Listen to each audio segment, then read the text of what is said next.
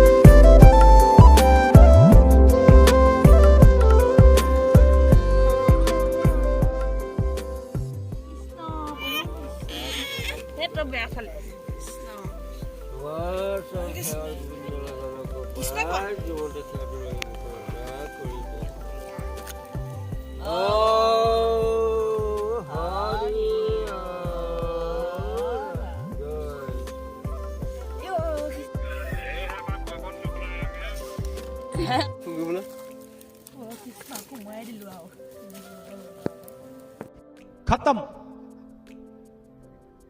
bye bye tata good bye गया